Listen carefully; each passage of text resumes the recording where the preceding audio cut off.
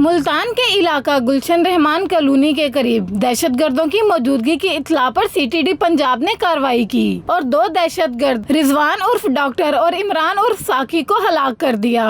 मुल्जिमान से बारूदी मवाद, हसास इदारों के नक्शे और दहशतगर्दी के लिए इस्तेमाल की जाने वाली रकम भी बरामद कर ली गई।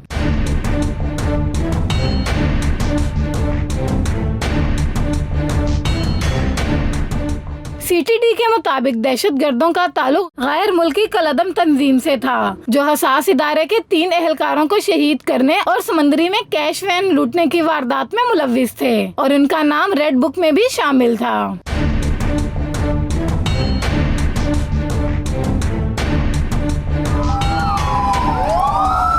मारे जाने वाले दहशतगर्द मुल्तान में हसास इदारों के अफसरान पर हमलों की मंसूबाबंदी कर रहे थे।